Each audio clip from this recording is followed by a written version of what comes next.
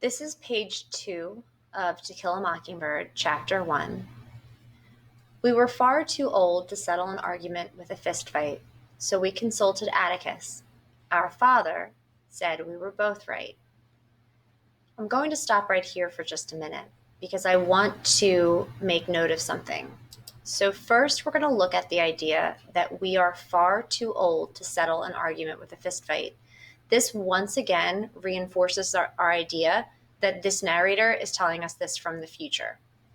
The other thing that I want to draw your attention to is Atticus. So this author, this narrator, calls her father Atticus, not Dad. Now you'll see this image I have here on the right-hand side. This is a picture from the movie To Kill a Mockingbird, and this is Atticus Finch in the movie. And I thought this could help give you a visual of what this man looks like as our narrator's father in the past. The other thing that I want to make note of is that she says, our father said we were both right. I think that's really important to note as far as our characteristics of Atticus. He's a lawyer. He is going to try to make sure that he settles everything. So by saying that they're both right, which they couldn't both be right to some extent, is just kind of showing that he's settling the peace and that they go to him for that type of advice, even as adults. Being Southerners, it was a source of shame to some members of the family that we had no recorded ancestors on either side of the Battle of Hastings. Now, another thing I want to make note of, they are Southerners. We are down south. We are early 1900s, 1933, 1934.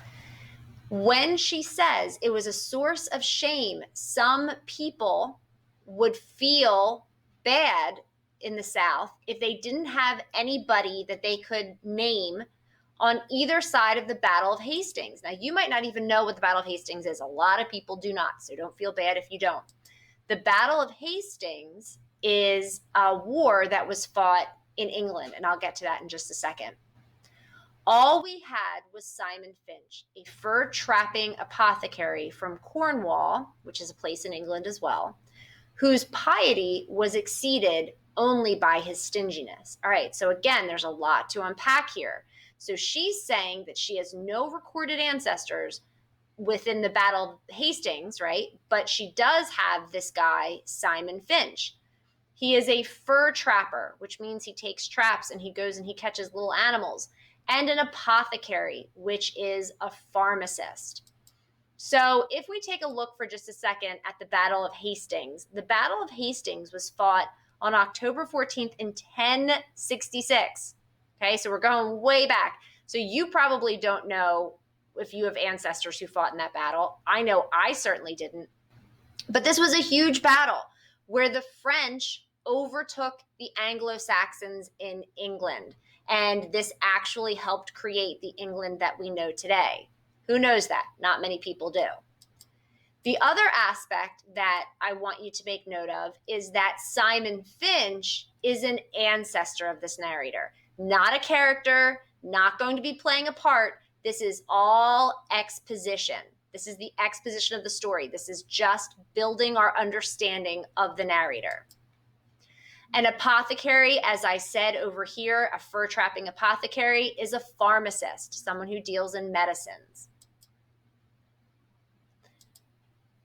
Now, this other word, piety, whose piety, P-I-E-T-Y, piety, was only exceeded by his stinginess, his religious affiliation, how pious he was, how religious he was only exceeded by his stinginess. He was very stingy. He didn't want to spend any money.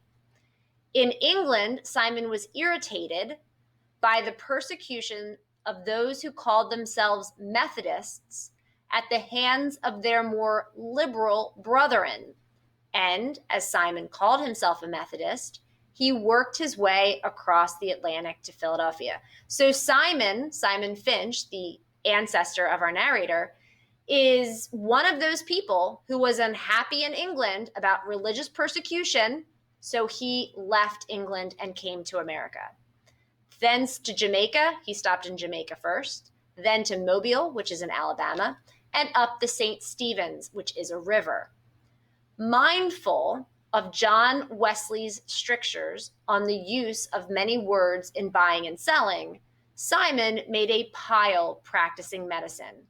But in this pursuit, he was unhappy, lest he be tempted into doing what he knew was not for the glory of God. So he was a very religious man. He also practiced medicine. He was a doctor. As the putting on of gold and costly apparel. So he was a rich man, but he didn't like to spend his money on fancy stuff.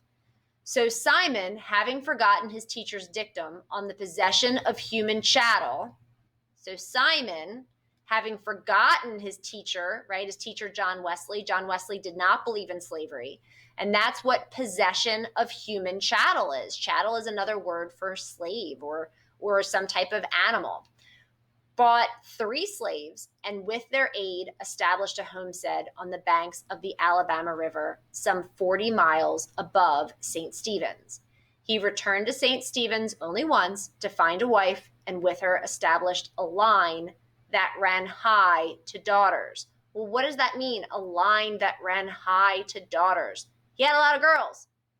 In this time period, you did not want to have a lot of girls. Why not? Because they couldn't own land. So everything that you had, you could not leave to someone in your family. So that could be dangerous. Simon lived to an impressive age and died rich. So our narrator's past, her ancestor, Simon Finch, was very wealthy.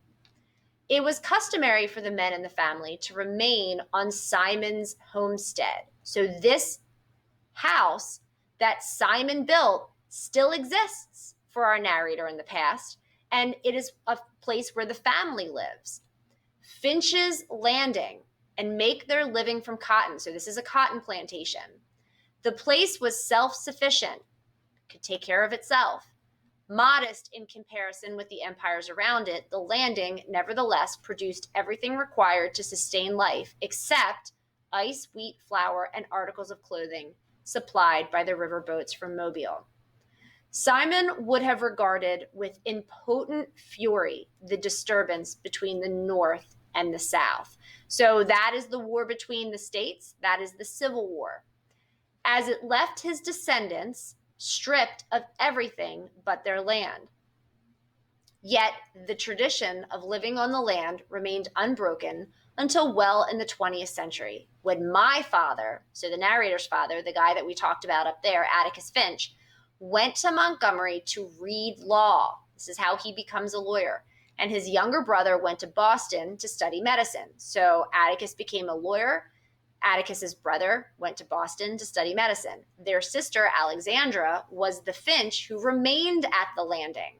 She married a taciturn man who spent most of his time lying in a hammock by the river, wondering if his trot lines were full. When my father was admitted to the bar, which means that he got his lawyer license, he returned to Macomb and began his practice. So again, I just want to make note of the fact that this was a self-sufficient cotton plantation, that our narrator came from a cotton plantation. I also want to make note as well of the plot chart again. We talked about this with page 1. We are still in exposition, okay? We haven't gone anywhere near rising action. We are still getting our background knowledge.